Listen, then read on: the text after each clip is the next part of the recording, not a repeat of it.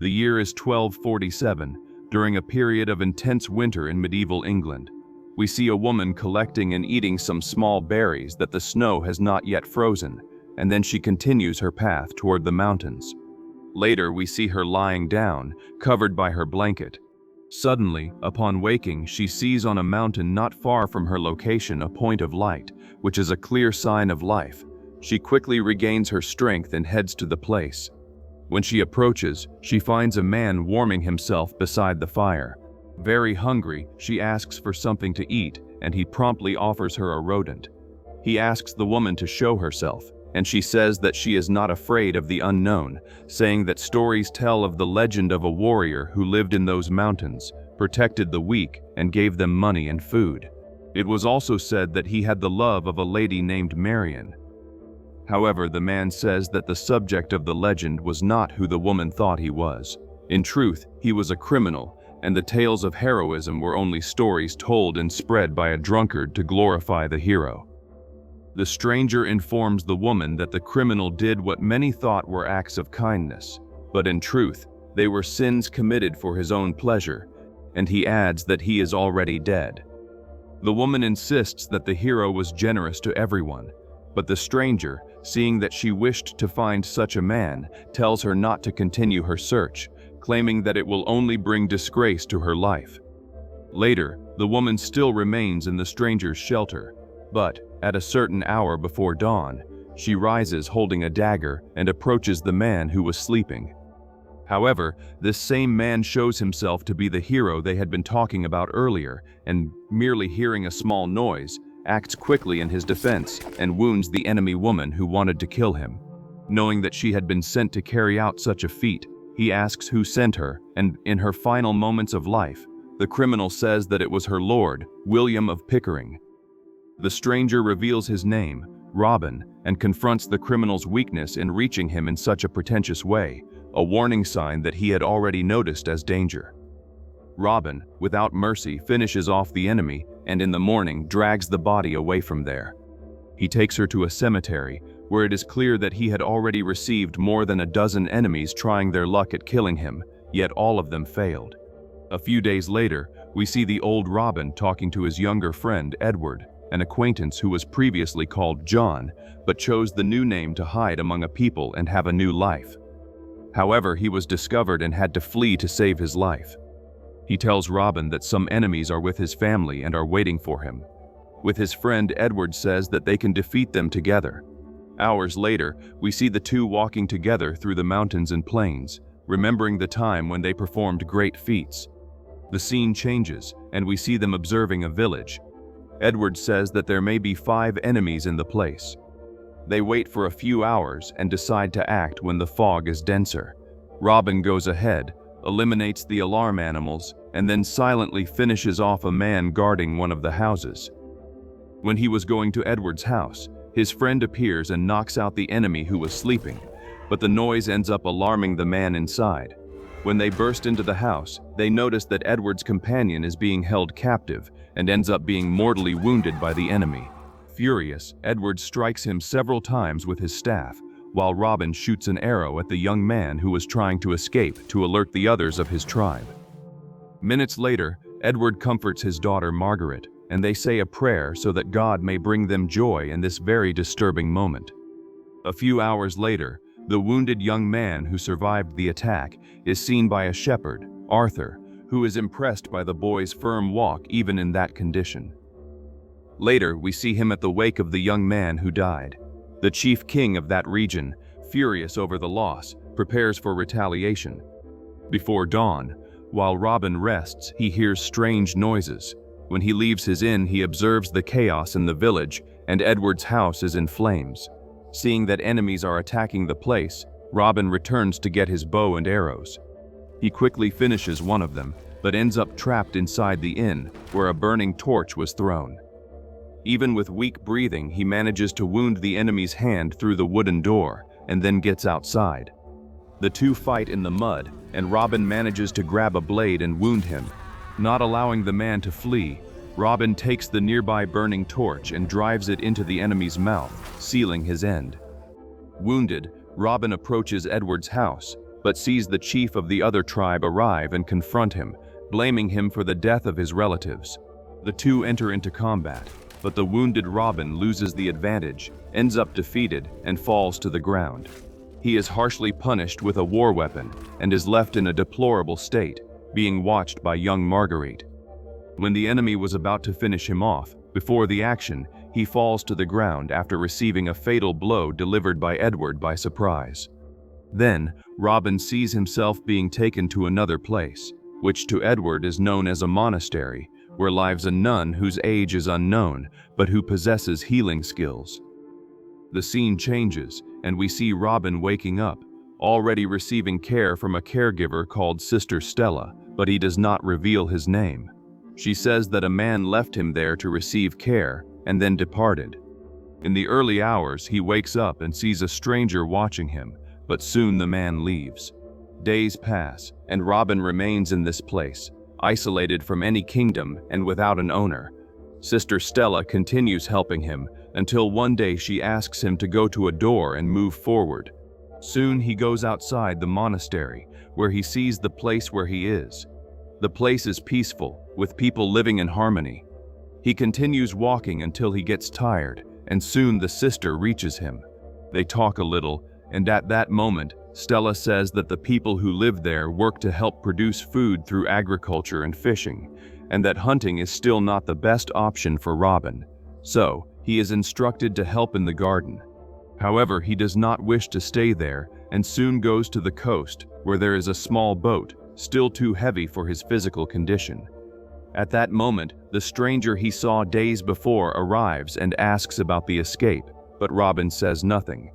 The bandaged man, whose name is Elder, talks with Robin, saying that the place has always been safe and that besides being a refuge for recovering from their wounds, it is also a place to rebuild spirituality and transform into a new person. Robin listens carefully and then sees him pushing the boat to sail a little on the sea.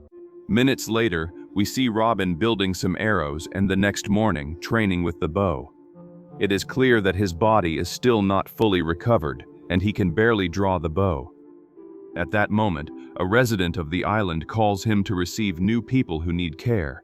However, he soon discovers that it is only Margaret, who came alone, because her father, Edward, died a few days ago. She quickly throws herself into Robin's arms, knowing that he is the only person she can trust. The days pass, and the girl continues watching her caregiver, noticing that he is improving in hunting. Later, Robin talks with Elder, and he says that the nun is worried about the little girl, and that Robin should talk to the sister about it. When the nun goes to check Robin's condition, he himself asks her about the little one.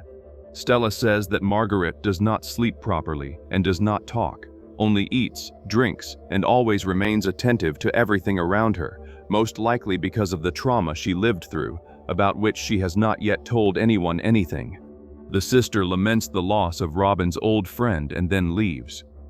The next day, Robin is helping hunt rodents and hears a scream. When he goes to the village, he sees that a little boy has been wounded by Marguerite, who, frightened, ended up hurting the boy. Stella tries to calm the girl, but she, using a blade, runs away from them. In the following hour, we see the adults searching for her across the island, knowing that the little girl could get lost in the large area. Robin follows alone along the coast and finds a cave, where inside he finds Marguerite resting. Robin wakes the girl, and the first thing he asks is whether the enemies who tormented and killed Edward know where she is. The girl says no.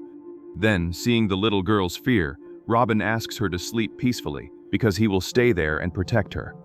The next morning, Robin brings Marguerite back to the monastery.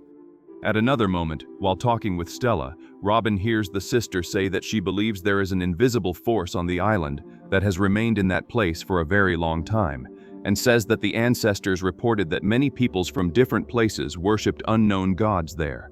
At first, it seemed that no one would understand one another, but then everything became full of peace and balance, something harmonious among all.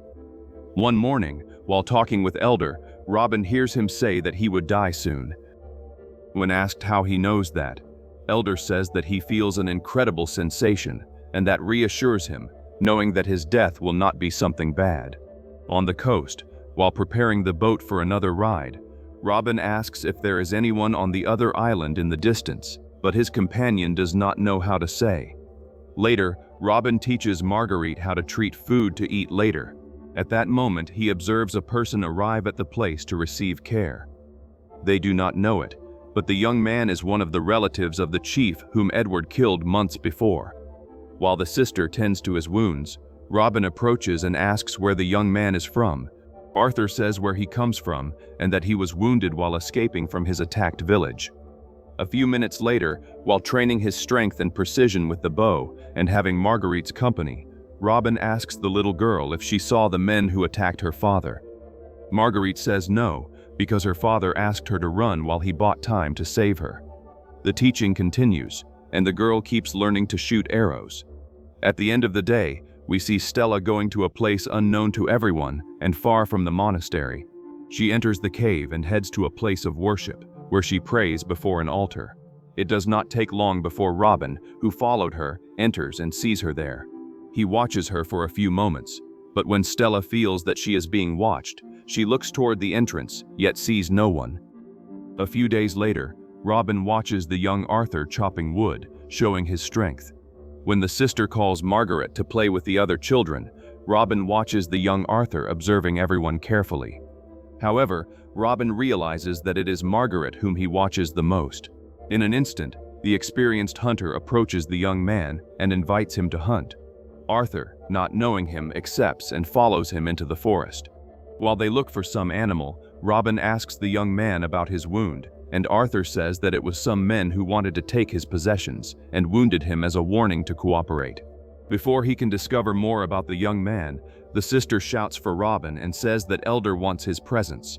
When he arrives at the bandaged man's house, he sees his friend's face. Elder has a degenerative disease that leaves his face as if he were leprous. His days have come to an end, and as a final wish, Elder asks Robin to keep everyone there safe, become the best version of himself, and use everything he has learned for the good of everyone. Hours later, his body is respectfully honored, and later buried with honors for all the years he spent there helping. The next day, Robin calls the young Arthur to go with him to another island, claiming that there is someone they need to fetch. After 2 hours sailing, they arrive at the island to the north and wait on the beach. Minutes later, Robin begins to question the young man about who he really is, knowing that he had lied to everyone at the monastery. Fearing the man, Arthur reveals who he is. In the middle of the conversation, Robin asks how many men and other young people the warrior Arthur killed. In silence, he only listens as Robin says that he killed generations one after another and continues to this day, until everything ends, knowing that the heirs of those he destroyed would persist in wanting to kill him. However, Robin says that this is a curse that follows him, that never ends and will never bring him peace. He then confronts Arthur, asking if that is what he wanted, imagining that the young man wanted to lay his hands on Margaret. It is revealed that there has been a years-long rivalry between Edward's people and Arthur's people, and wars and confrontations always persisted in never ending.